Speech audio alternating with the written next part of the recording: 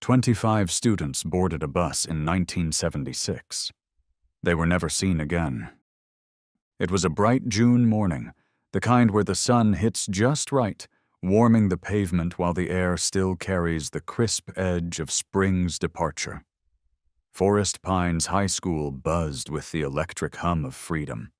Caps were tossed, yearbooks signed, futures talked about like they were already unfolding.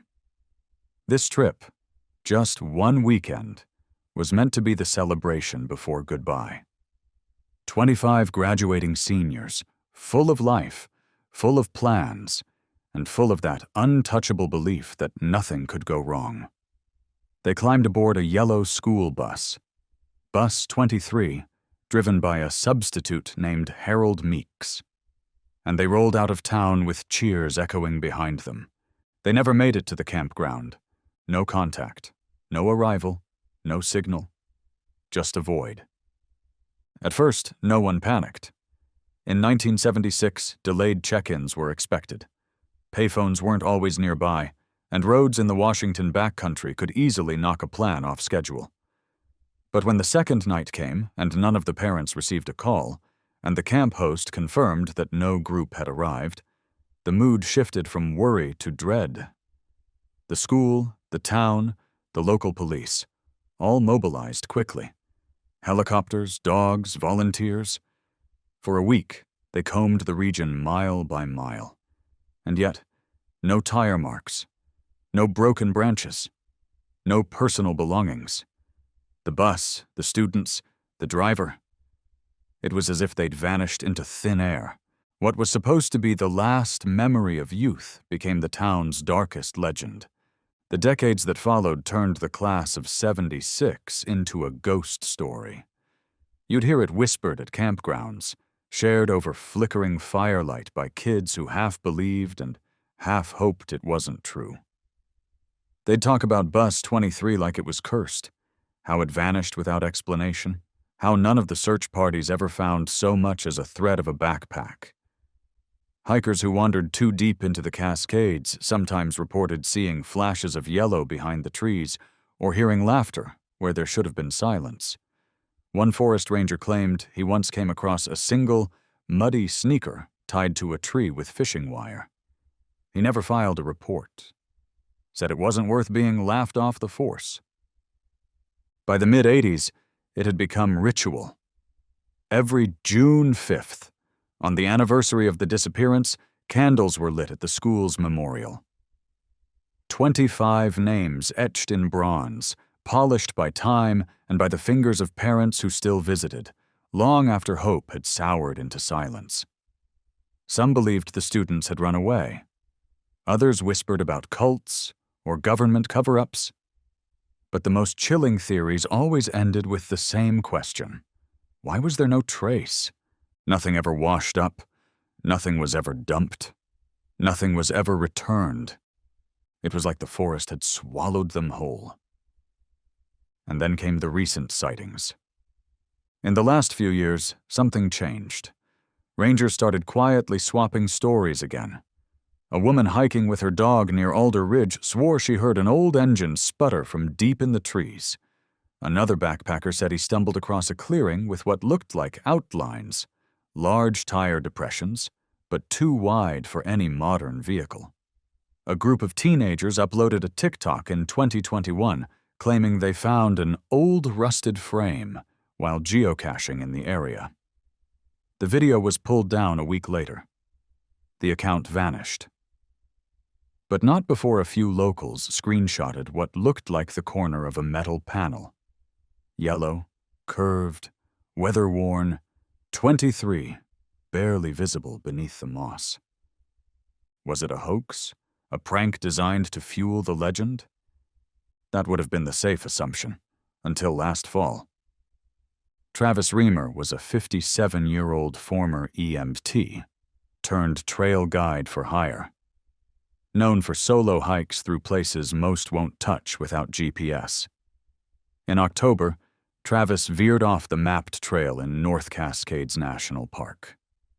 He was scouting a new route, something scenic but challenging, for a private client.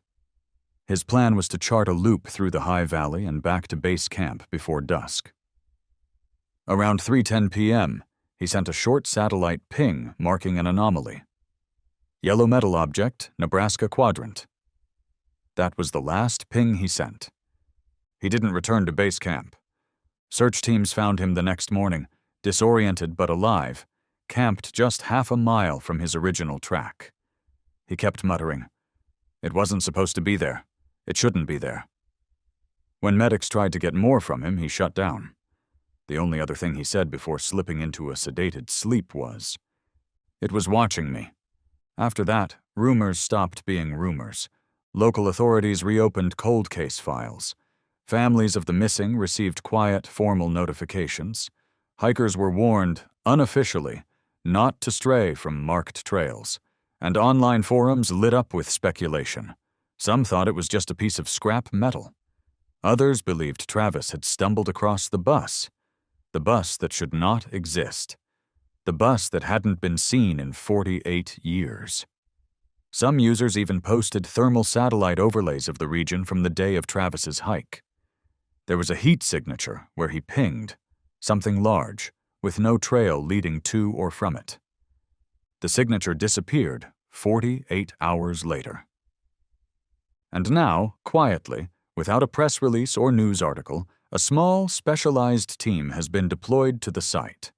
No uniforms, no local police. Just quiet suits, pale faces, and a perimeter.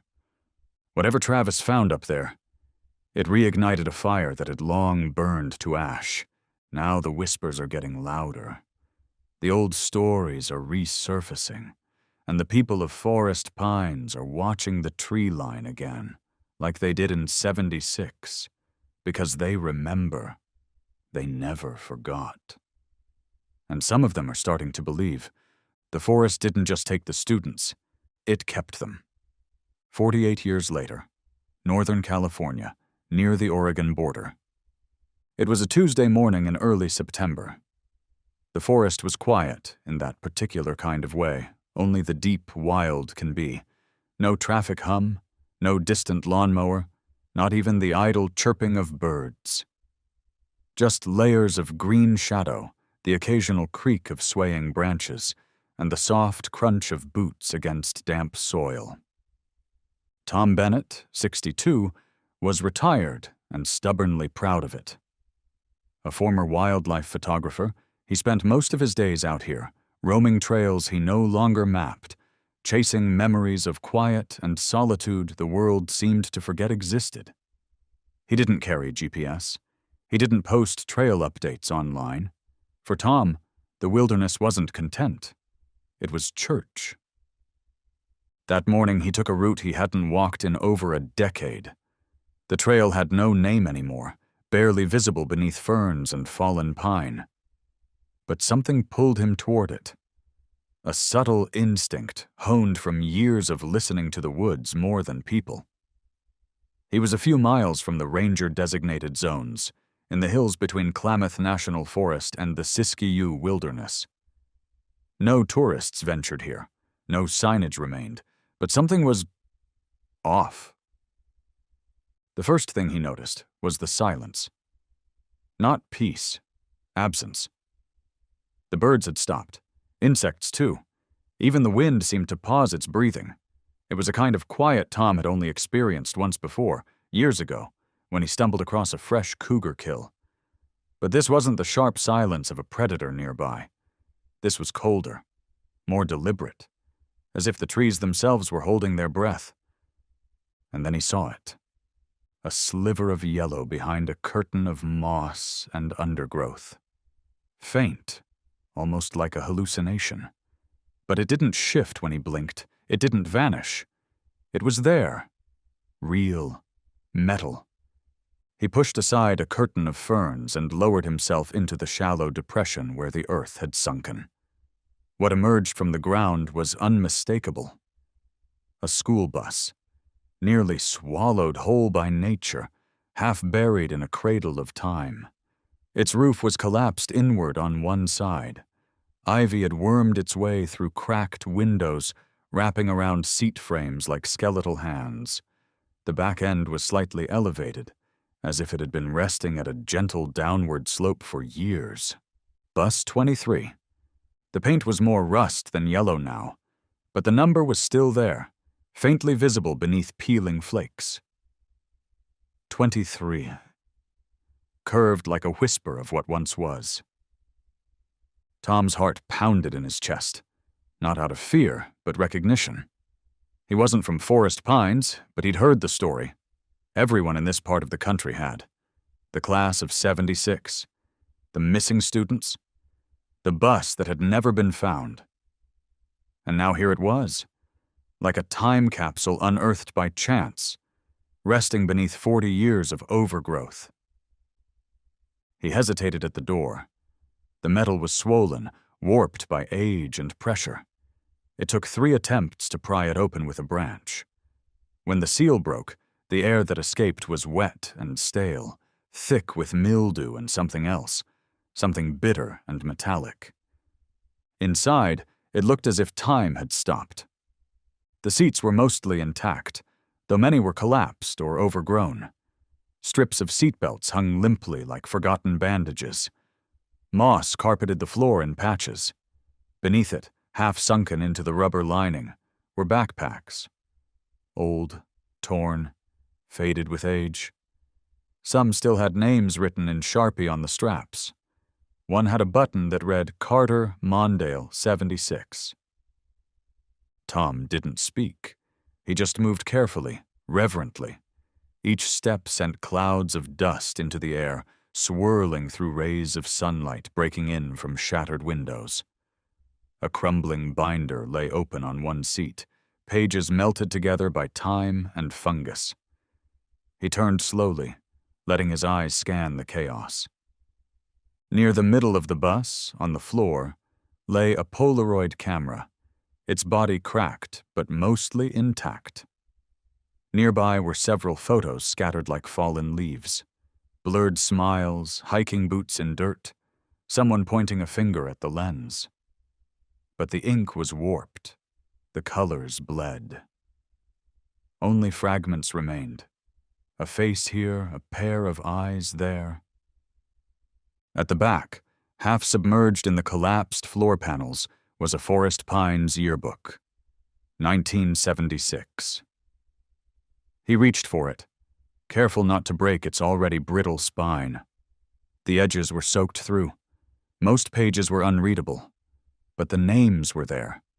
The faces, 2, young, alive, laughing, frozen in time.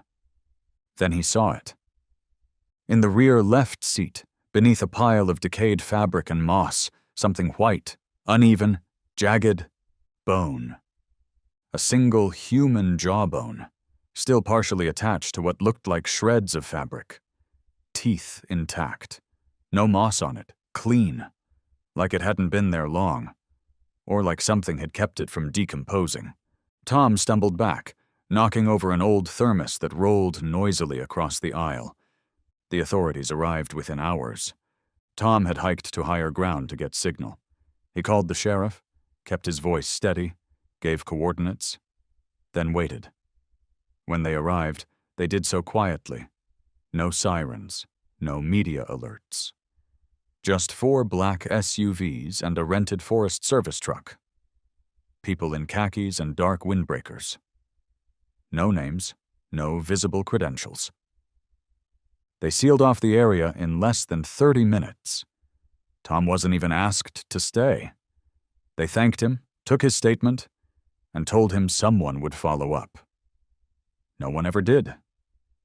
But Tom had already spoken to someone else, a friend, a retired journalist, who still had contacts, and who still believed in stories the world tried to forget. Within days, word got out. Reddit threads exploded, local message boards filled with speculation. Drone footage was leaked, blurry, zoomed from afar, but clearly showing the rusted shell of a yellow school bus in the woods. News anchors picked up on it with cautious phrasing. Possible development in a decades-old cold case. Podcasts ran emergency episodes. TikToks stitched with old yearbook photos hit millions of views in hours. The mystery was alive again, and people were asking the same question they asked 48 years ago. Where did that bus go? And what was inside it? June 1st, 1976. Forest Pines, California. The school smelled like summer. Not the season itself, but that particular mix of floor polish, overheated chalkboards, and teenage adrenaline that meant the end was near. The lockers, dented and graffitied with inside jokes, were being cleared out. Teachers clutched manila folders full of final grades, while students traded yearbooks, hugs, and exaggerated promises to stay in touch.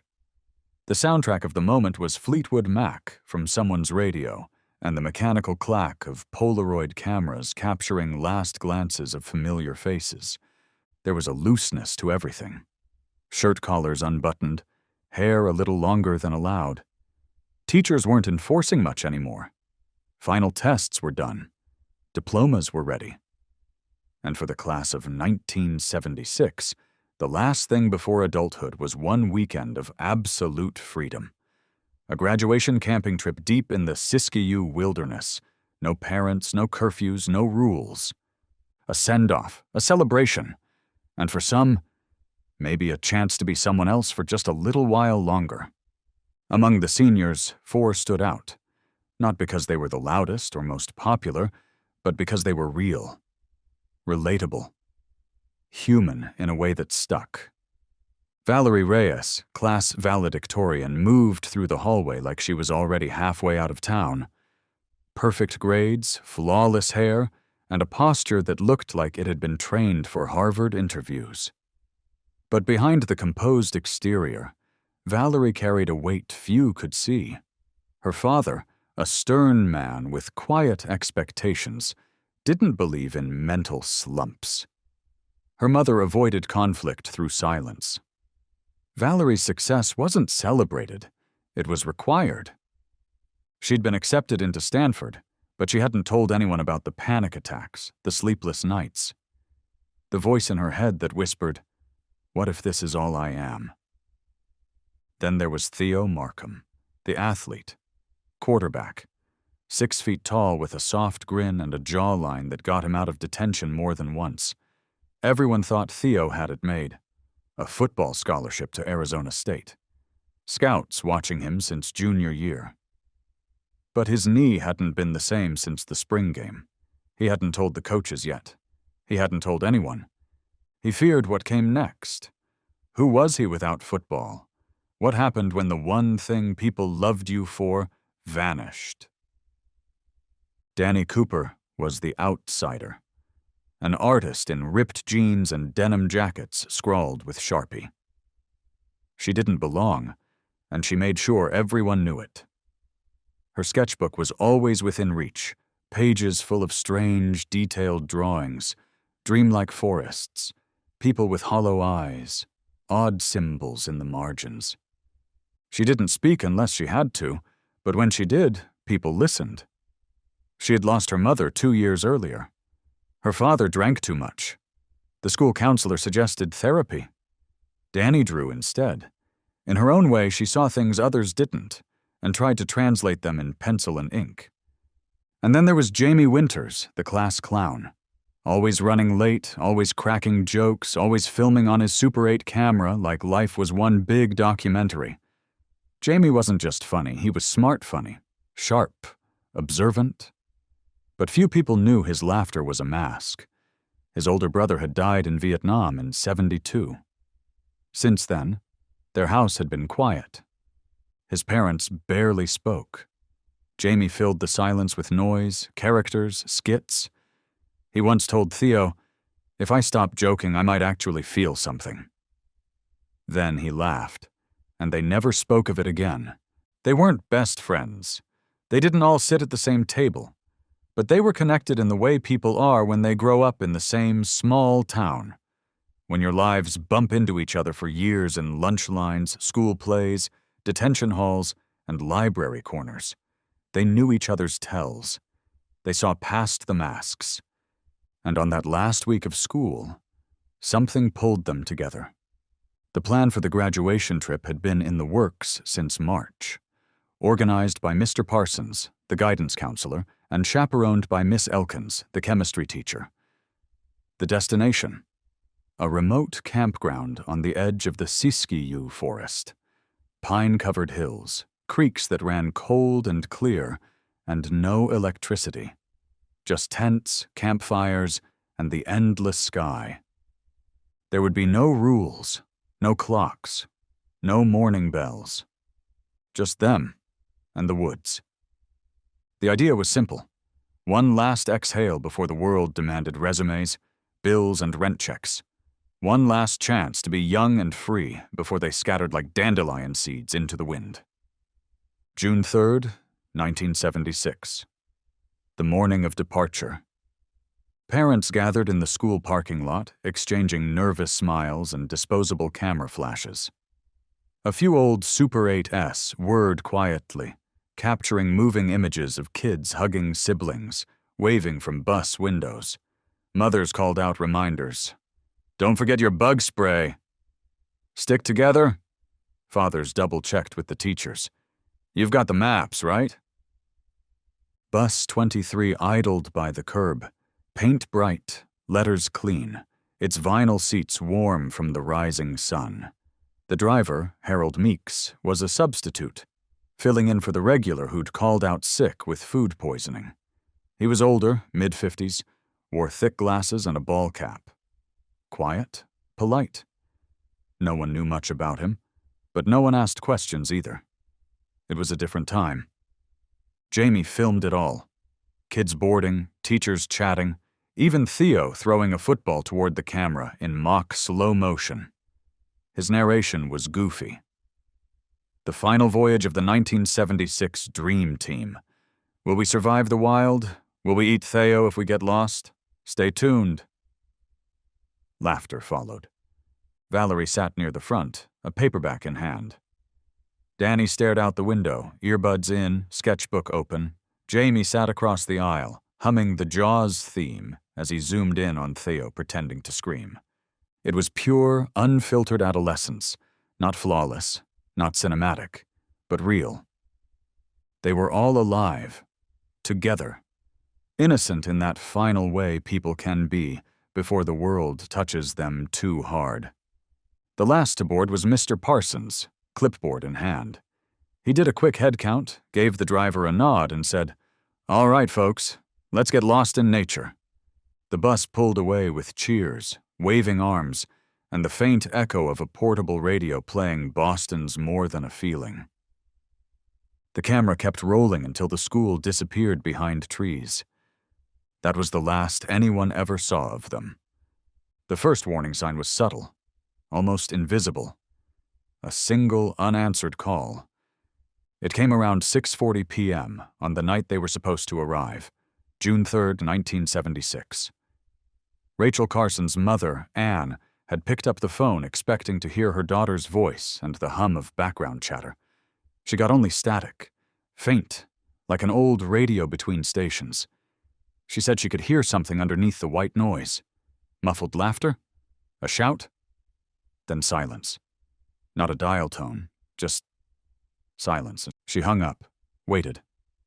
Tried calling the ranger station at the campground. No answer. The next few hours passed in that soft, numb kind of anxiety that mothers know too well. She told herself it was just a delay. The campground was remote. They were probably setting up tents, cooking over a fire. Kids don't always remember to call. That's what she repeated, over and over, as the light faded outside her window, and the radio played Fleetwood Mac in the background, like it didn't know 25 families were beginning to feel a cold creeping in. By morning, the calls had multiplied. No one had heard from their kids. When the ranger finally answered, his voice was calm but confused. "No group arrived last night," he said. "Are you sure they were coming here?" The host confirmed. There was no yellow school bus, no check-in, no signs anyone had been through the site at all. At 9:22 a.m., Mr. Parsons' wife, still in her nightgown, drove to the sheriff's office and filed a missing persons report. Within hours, Forest Pines High School became a command post. The trip's itinerary was copied and distributed. Maps were pulled from drawers. Teachers and parents formed loose search parties, retracing known routes with walkie-talkies and flashlights, despite the morning fog thickening into something that seemed more like a presence than weather. The fog was one of the strange parts. According to the ranger station, visibility dropped to nearly zero that night. Not rain, not storm. Just fog that rolled in fast and stayed heavier than usual.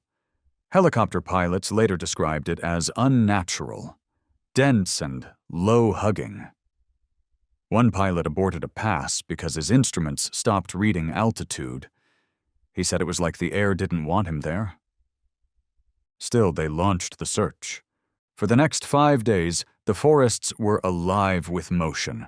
Dozens of volunteers moved in long lines through dense brush and shadowed hills, calling names into the void. Police dogs were brought in from neighboring counties. Helicopters buzzed overhead, dipping low over ridgelines and ravines. Radios buzzed constantly. Nothing here, no tracks, no signs of fire. Nothing. Not even a bent tree branch. It was like the land hadn't been touched. But then came the first clue. On the evening of day 3, a search team near Bears Bluff Ridge found something half buried in the mud at the edge of a cliff. A broken Walkman cassette player, cracked in 2, its headphone cord tangled around a jagged root. Inside was a tape, unlabeled, warped from moisture. When investigators tried to play it, it whined, distorted, then snapped. They also found a small, burned scrap of paper nearby, later identified as a piece of a campground map, charred around the edges, folded into a rough triangle. No fingerprints, no identifying marks. That was it. Nothing else. No bags, no clothing, no signs of a campfire or tire tracks. The road into the wilderness was narrow, with only one drivable path. Rangers confirmed it hadn't shown any new damage, no disturbed soil, nothing to suggest a 40-foot school bus had passed through. The official report, compiled after 9 days, classified the case as unresolved disappearance with no evidence of foul play. But off the record, some officers used a different phrase. They didn't go missing. They were taken. Families began unraveling in different ways. Some clung to each other like lifeboats in an ocean of grief. They met weekly, shared every rumor, pinned maps to corkboards and made color-coded theories. A few parents insisted the trip was a front, an abduction, a recruitment, or a test gone wrong. Others blamed Harold Meeks, the driver. But no records surfaced, no criminal history, no connections to cults or conspiracies. His file was clean. His body, like the others, was never found. The town began to change. Graduation season lost its spark. Future classes took different trips, closer to home. The bus company quietly renumbered their entire fleet. And Forest Pines High School installed security cameras, years before other schools even considered it. But there was one person who never let go. Eleanor Winters, Jamie's mother, kept every newspaper clipping, every search photo, every false lead. She never moved out of the house. His room remained untouched, bed made, trophies dusted, camera reels stored in boxes beneath the bed. Each year, on June 3rd, she'd walk to the edge of Hemlock Trail, wearing the same scarf she wore that morning at the bus send-off. She'd place a small Polaroid at the trailhead, a picture of Jamie in his graduation gown, grinning like he knew something the world didn't. Locals whispered about her, called her obsessed, said grief had made her strange, but what they didn't know was that Eleanor had a notebook, one she started the night he vanished. A thick, leather-bound journal filled with entries, maps, photos, and letters she claimed were mailed to her from nowhere. Letters signed only with the letter J. They were all postmarked from different places: Idaho, Montana, even once from Vancouver. The handwriting looked like Jamie's, but aged, tired, distorted. The messages were short. Still here, not alone. Can't come back yet. They won't let us go. No fingerprints. No return addresses. She submitted them to the police in 1983. They filed them under unverified. No follow-up. But Eleanor kept writing back anyway. By the end of 1976, the case was unofficially shelved. Search funding ran dry. Newspaper interest faded. A plaque was installed in the school's front hall. 25 names. 1 empty bus. The forest returned to quiet. And the story became a warning. To this day, no remains have ever been found. No confirmed sightings. No signs of an accident. Only that Walkman, that burned map, and a string of unanswered questions. Whatever happened out there in those woods, it didn't leave tracks, and it didn't want to be found. Time didn't heal anything in Forest Pines. It just made the silence heavier. In the weeks after the disappearance, the town sat frozen in suspended animation. The storefronts decorated for graduation were quietly stripped. Balloons deflated in classroom windows. The radio station stopped playing student-requested tracks. Even the school yearbook, already printed, was pulled from shelves. Parents were given the option to keep them. Most declined. Some couldn't bear to look at the pages that ended in a void. By that fall, Forest Pines High had new students, new staff, and a freshly painted sign out front. But no one really moved on. Not fully. The town had suffered a tear. Not loud and explosive, but a slow, aching rip. And it would never be whole again. Some families tried to push forward. They attended grief counseling, held small memorials, found ways to say goodbye without graves. Others couldn't. They hung on, not because they doubted the loss, but because they couldn't survive the finality. Hope was the only thing left between them and collapse. The Winters family kept Jamie's room just the same. The Reyes household kept Valerie's graduation dress in a sealed bag on the back of the door. Danny's father nailed her drawings to the living room walls like shrines, as if pinning them up could summon her back. And Theo's younger brother, only 12 at the time, started sleeping in his jersey. For a few, the grief turned sharp into obsession, bitterness, and quiet mental collapse. 2 families eventually moved out of state with no forwarding address. One father, Daniel Tron, took his own life a year later. His daughter hadn't even been on the trip, but he couldn't take the weight of not knowing what happened to the others. It became understood. You didn't bring up the class of '76 unless someone else did first. But the forest never stopped whispering. By the early 1980s, a new kind of energy had settled in the surrounding woods, one of taboo fascination. Teenagers from neighboring towns dared each other to hike up Hemlock Trail or into the deeper thickets of the Siskiyou Ridge, hoping to catch a glimpse of the legendary ghost bus. Stories circulated like wildfire. Lights seen in the trees at night, mechanical humming in the distance, even laughter echoing in the fog. Local police dismissed it all. Forest games, they called it. Still, they kept a patrol car near the trailhead every June, unofficially. In 1984, a 17-year-old named Lenny Harper claimed he and a friend saw tire tracks in a dried-out creek bed, wide ones, school bus wide. But when they returned with others the next day, the tracks were gone. Rain had fallen overnight, but not enough to erase deep impressions. That part didn't make sense. Later that summer, a group of high schoolers went camping a few miles west of where the search parties had once scoured. The group returned shaken, one of them reportedly refusing to speak for days.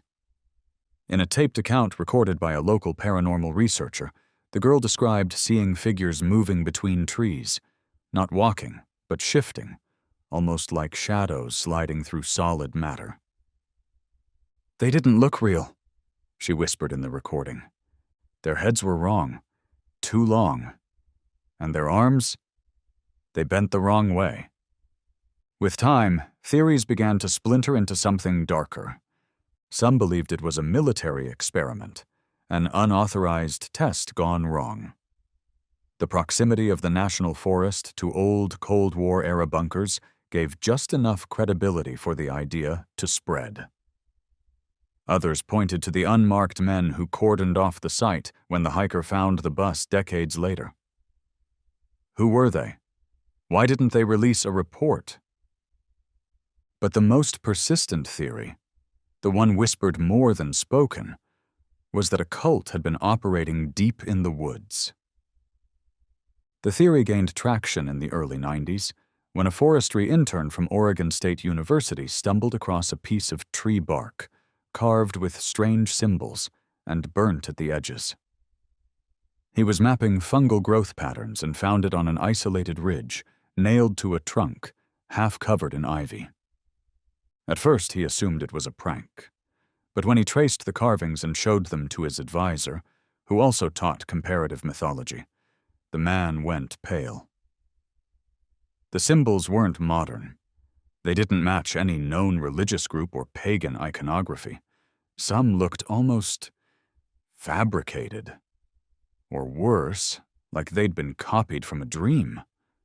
The bark sample disappeared from the university lab 2 weeks later. No file, no record, just gone. Then came the journal page. It was 1997. A massive rainstorm had overflowed the sewers in downtown Forest Pines. Maintenance workers clearing debris from a storm drain behind the high school found something unusual tangled in the grate. A sheet of aged paper, soaked but intact, folded in quarters, and sealed in a sandwich bag. Inside was a hand-drawn sketch, done in charcoal and smudged ink. It depicted what looked like a clearing in the woods, a fire burning in the center, with figures standing in a circle. The figures wore masks, simple, blank, featureless. Around them were symbols, scratched and irregular, repeating across the borders of the paper like a chant. But the most disturbing part wasn't the drawing. It was what was written on the back. They said the fire would show us the truth, but all I saw was her eyes burning. It was signed, Danny C. The paper was handed to police. Analysts dated the ink to the late 1970s. No other pages were recovered. Some said it was a hoax. Others insisted it was real. But the page, like so many artifacts before it, vanished into evidence lockers no one could access. And those who wanted to forget did so eagerly. Still, the story lingered, in the margins, in darkened library archives, in late-night conversations held over campfires and dorm rooms. Forest Pines became a kind of pilgrimage site for urban legend hunters, true crime buffs, paranormal investigators. The class of '76 had become more than a tragedy. It had become a riddle the woods refused to let die. The rusted corpse of Bus 23 had barely cooled beneath the searchlights before it was sealed off from public access. Within hours of its discovery, the site was surrounded not by local law enforcement, but by unmarked black trucks and clean-cut individuals who introduced themselves only as federal consultants. No badges, no press briefings, no statements to the families, just quiet urgency and a growing radius of restricted area tape that crept deeper into the surrounding forest each day. But word had already leaked. By the end of the week, the entire country knew. After 48 years, the lost school bus of the Forest Pines class of 1976 had been found. Now the question wasn't just where had it gone, but what had happened inside it. The forensics team began with the obvious, cataloging everything in and around the bus: molded backpacks, ripped fabric, faded Polaroids curled at the edges like dead leaves. They found textbooks, spiral notebooks, 3 cassette tapes too warped to play, and a pair of oversized aviator sunglasses stuck beneath the emergency door. But it wasn't just personal items, it was how they were left. Some bags were still buckled into seats. Others were arranged with disturbing care, laid out in perfect symmetry across the aisle floor.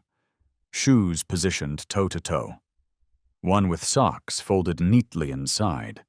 A yearbook open to the class superlatives page, defaced in charcoal. Most chilling of all was a Forest Pines high letterman jacket, hung deliberately over the last seat, facing forward, arms folded over its lap like someone was sitting there. And then came the remains. They found them beneath torn vinyl seats, under rust-eaten floorboards, and sealed in crumbling duffel bags. Some were no more than bone fragments. Others were nearly full skeletons, though heavily deteriorated by moisture and time. 17 individuals total. DNA testing began immediately. The results were fast-tracked, cross-referenced with old dental records, blood samples from surviving relatives, and archived medical data. By the end of the month, the findings were clear. 17 bodies matched students from the class of 76, but 8 were unaccounted for. No bone, no hair, no trace. One chaperone, Miss Elkins, was also missing. Even stranger, several of the remains showed inconsistencies in decomposition. Some had weathering consistent with being exposed for 2 decades, while others showed signs of only a few years of decay. Forensics couldn't agree. The environment should have broken down everything equally. But it didn't. That inconsistency became the first official red flag. The second came in the form of a bag hidden behind the driver's seat, sealed with melted wax, wrapped in plastic. It had survived almost entirely intact. Inside, a soft leather journal, brittle but legible. It belonged to Valerie Reyes. Her name was etched inside the front cover in cursive, along with a quote, "Clarity comes after the fall." At first glance, the journal read like any other teen's musings. The early pages were full of hopes for college, frustrations with her parents, and excitement about the trip. But as the entries progressed, the tone shifted, sharply. Dates started to repeat, or skip entirely. On one page, Valerie wrote that it was June 5th. Just 3 pages later, she claimed it was still June 4th, but that the sky had never darkened. She described strange things: an owl that screamed like a child, water in the stream flowing uphill, and a presence outside the tent at night that made her chest feel tight like drowning. "We walked in a circle today. 5 hours and we ended up back at camp. I counted every turn. That's not possible. Something is wrong with the forest." Then, the entries turned cryptic, detached, disoriented. "Time is breaking. We are not where we think we are. Danny's drawings make more sense now. I think she saw this before we came. Jamie is still filming. I don't think he knows why anymore." Near the back of the journal was a page written in a frantic scrawl. "They come in threes. They don't speak. They just stand and watch. When you blink, they're closer, always in threes. We can't sleep. They take us when we sleep." The final entry was written upside down, smeared, as if done in darkness. "This place was made to keep us. It wants us to forget we were ever real." That was the last thing Valerie Reyes ever wrote. After the journal's contents were analyzed, the case was quietly reclassified. What had previously been considered a mass disappearance was now labeled potential coordinated concealment and homicide. In simpler terms, this was no accident. Someone or something hid that bus, planted it so deep in the forest that not even satellite imagery picked it up for decades. There was no road that reached the bus, no trail wide enough for its entry, no recent disturbance in the surrounding terrain. It had simply appeared, as if the forest had returned it.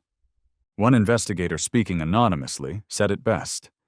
It's like the land gave it back when it got bored of hiding it. Theories began to surge again, stronger than before. One former detective proposed that the bus was deliberately placed years after the disappearance, perhaps to throw off any final investigation. But if that were true, how did it contain perfectly preserved artifacts from 1976? How did it still hold items that hadn't seen light in nearly 50 years? More disturbingly, why did some of the found Polaroids appear aged, while others looked as if they were taken last week? And then there was the second bag, found beneath the bus, buried in a shallow depression like someone had hidden it quickly. Inside was another notebook. This one didn't belong to any student. It had no name, just blank pages, except for 6 near the center. Each of the 6 pages featured the same image, drawn over and over in ink. A ring of faceless people standing around a burning tree. No writing, no symbols, just that image. Every page was dated with the same day, June 5th. June 5th. June 5th. Repeated again and again. The deeper the team looked, the less sense it made. The official narrative was crumbling. If this was a runaway group, why take a bus into the wilderness? Why were the belongings arranged like offerings?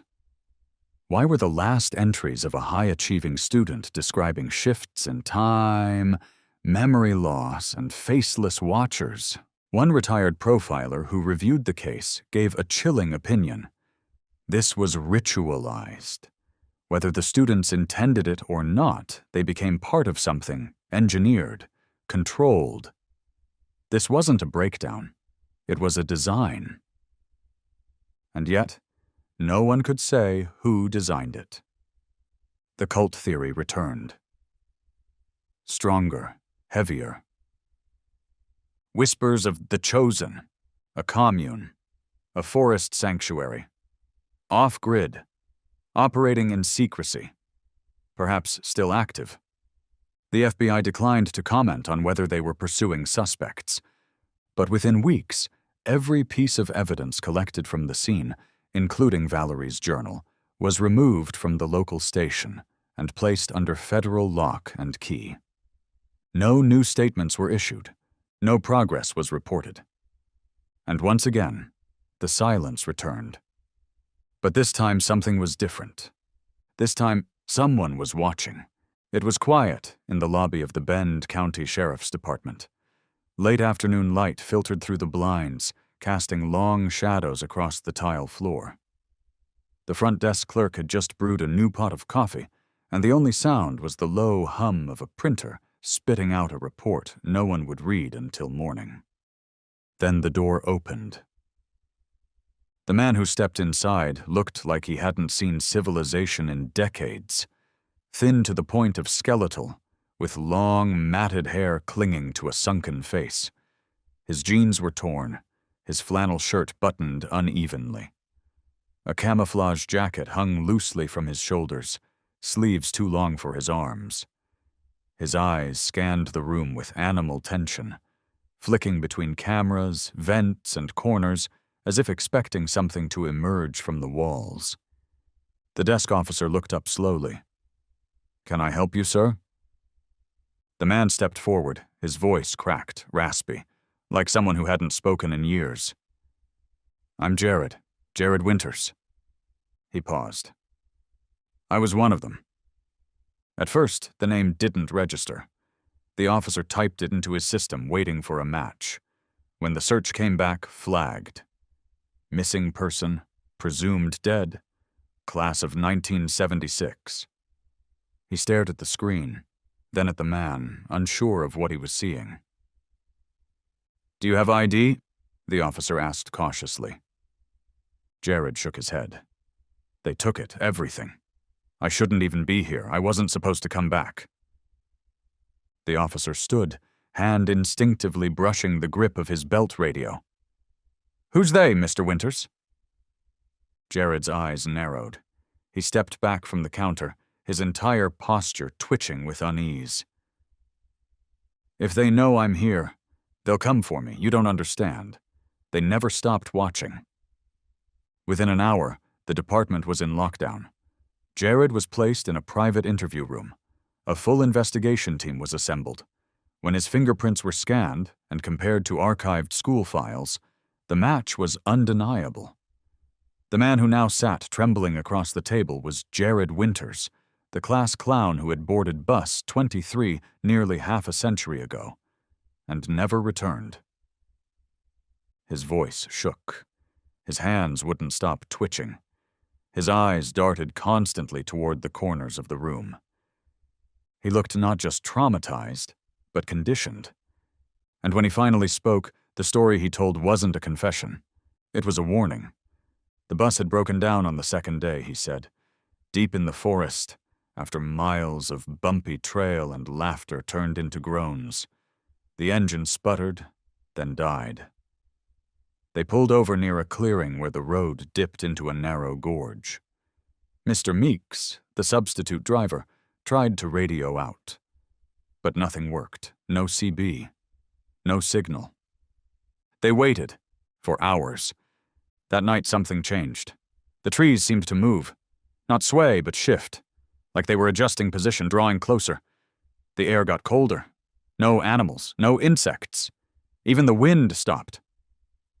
That's when they came. 3 of them. No faces. Robes. They didn't speak. They just stood there. At the edge of the trees. Watching us. At first, the students thought it was a prank. Maybe teachers or park rangers.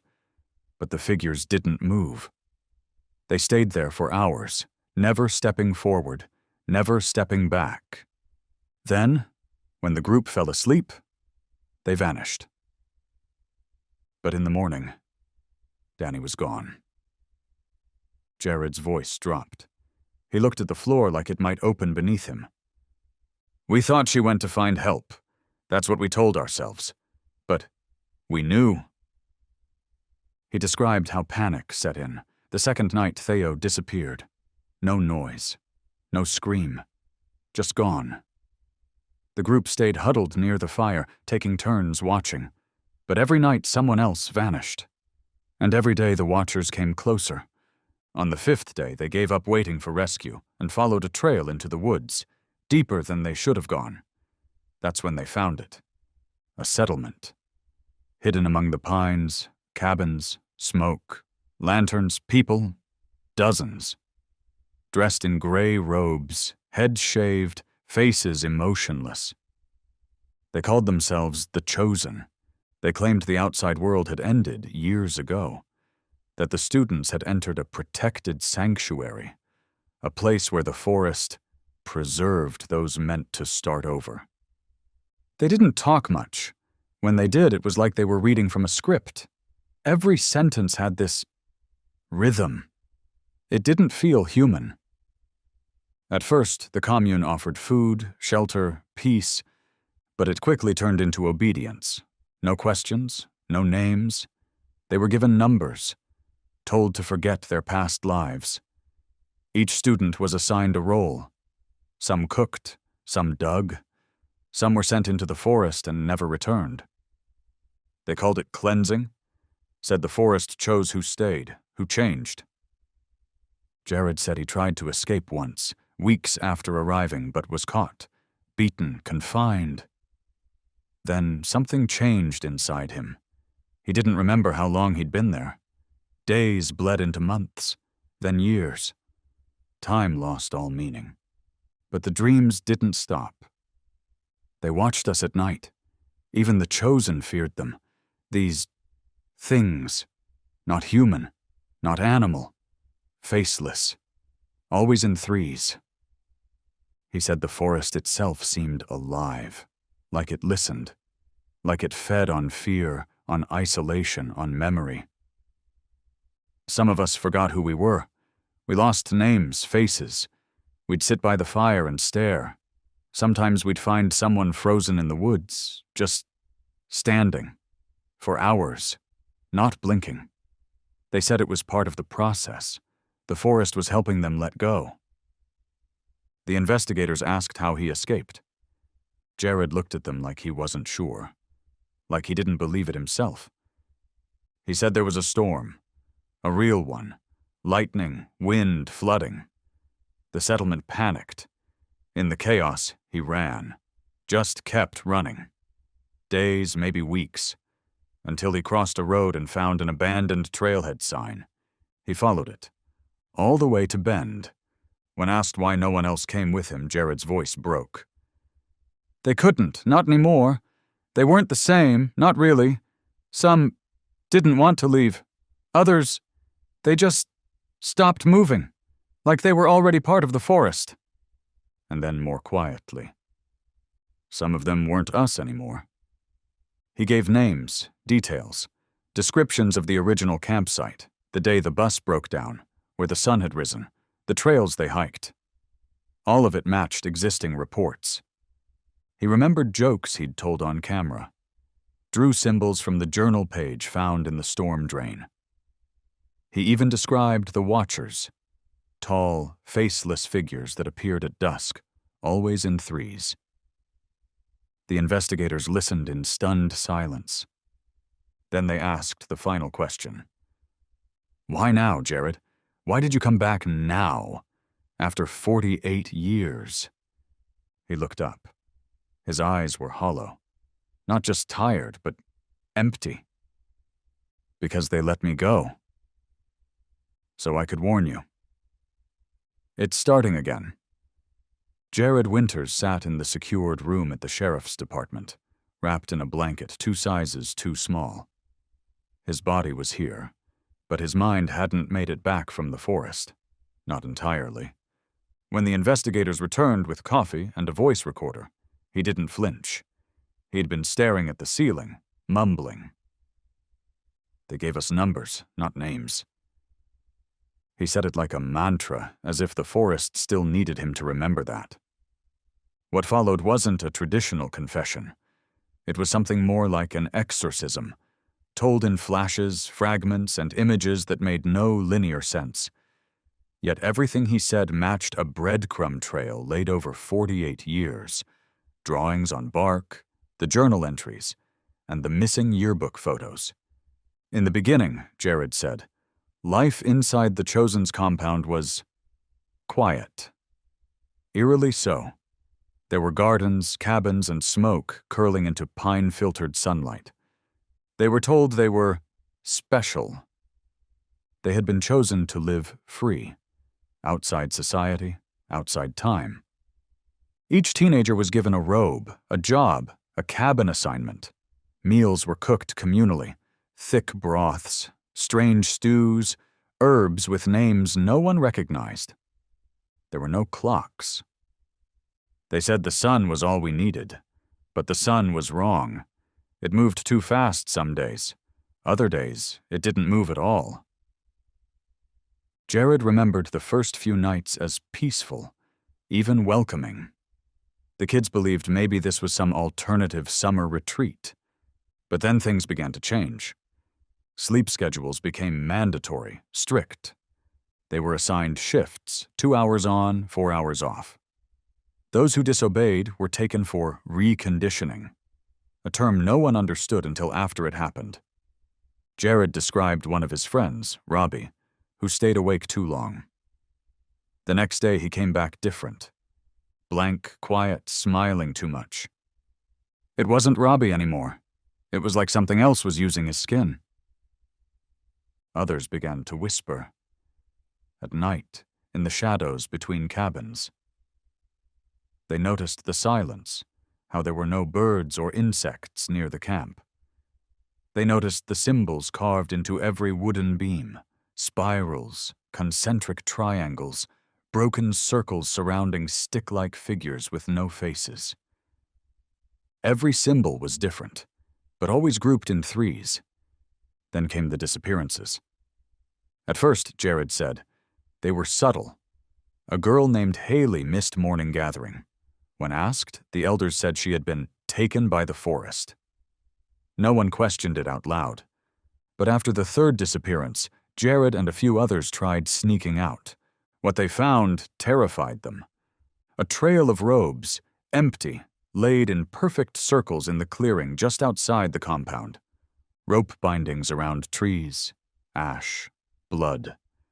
And in the center, carved into the dirt, one of the symbols found in Danny's sketches decades later. A mask with 3 vertical slashes over its eyes. That's when we knew. We weren't being cared for. We were being kept.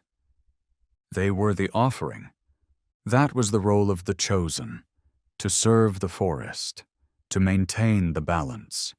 The woods demanded sacrifice, and the elders merely delivered it.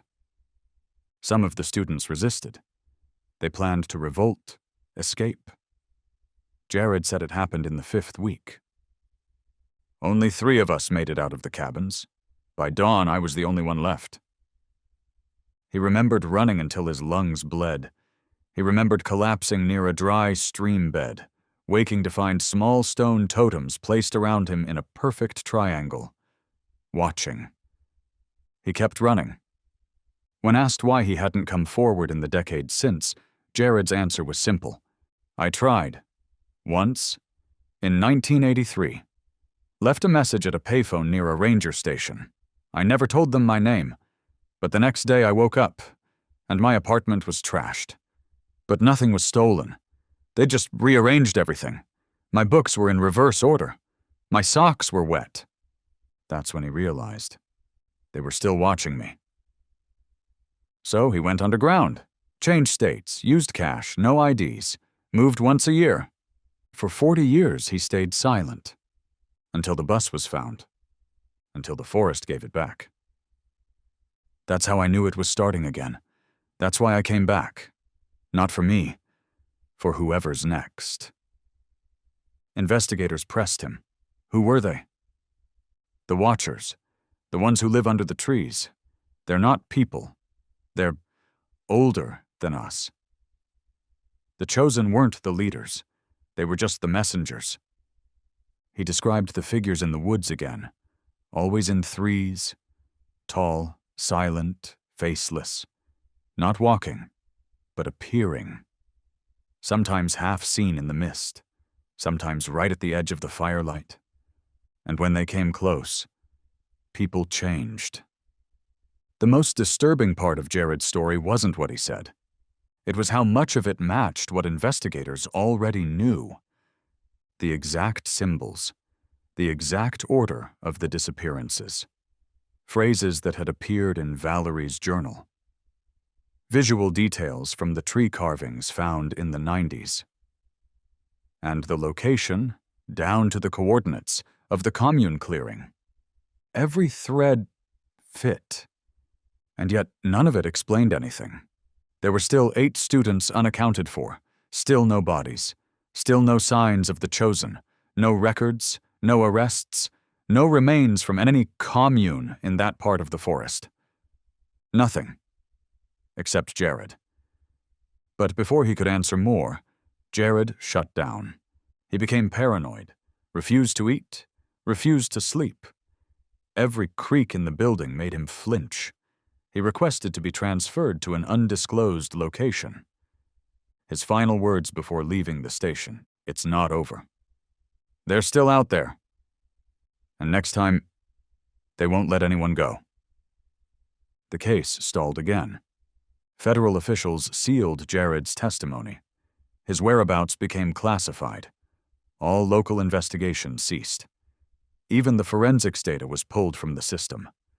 Rumors swirled of men in suits visiting the local archives and removing boxes of old evidence. Publicly, the discovery of the bus was chalked up to a tragic historical recovery. But those who saw the drawings, those who read the journal, those who spoke to Jared, they knew. This wasn't closure. It was containment. It had been almost 3 months since the school bus was pulled from the roots of the forest. 17 names had finally been given dates. Parents who had waited half a lifetime for closure were handed boxes of water-damaged belongings and one-line apologies from state officials. The headlines had faded. The press had moved on. But not Jared. He stayed hidden, not in fear anymore, but in resolve. He knew now that what had happened in 1976 would never truly be understood. Because it wasn't meant to be. Late one September morning, as fog rolled over the streets of Forest Grove, Jared returned to the place it all began. Forest Grove High School. The building had changed. New wings, painted lockers, security cameras. But the heart of it remained the same. In the east courtyard, beneath the sycamores, stood the memorial. A black stone slab, polished and permanent. 27 names, etched in bronze. A heading above them. Gone, but never forgotten. Students passed by without noticing the man in the long coat. He moved slow, carefully, like each step carried the weight of someone else's memory. Jared knelt, and from inside his jacket he pulled a faded green yearbook, barely held together by rusted staples and duct tape. The class of 1976. Its cover was warped, its pages swollen from time and moisture. But he opened it gently, thumbing past the laughter, the fake superlatives, the group photos, until he reached the back. There, tucked into the inside cover, was a folded note. No name, no signature. Just 5 words. "We tried to leave. Only I made it. I'm sorry." He slid the yearbook behind the memorial plaque. Hidden, waiting for the right eyes to find it. And then without a word, Jared stood and walked away. The camera lingers. Wind rustles the trees. A single sycamore leaf lands on the yearbook's warped cover. Cut to black. Then, Oregon Wilderness, Rogue River Siskiyou National Forest. The same region. But now, 2024. A young family hikes the trail. Mother, father, 2 children, and a golden retriever. Laughter bounces off the canopy. The air is crisp. The sun filters through the trees.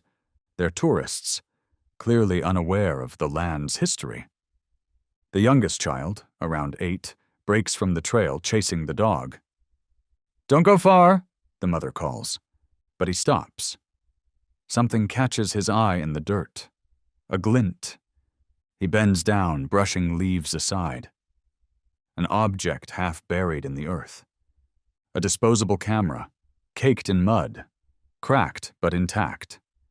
The boy holds it up, turns it over. It clicks. Flash. He blinks. Then a voice calls out, "Come on, we're leaving!" Startled, he drops the camera. It tumbles into the underbrush. He runs back to the trail. The forest is still. But behind the trees, just for a second, a figure. Tall, faceless. Watching, some stories don't end. They wait,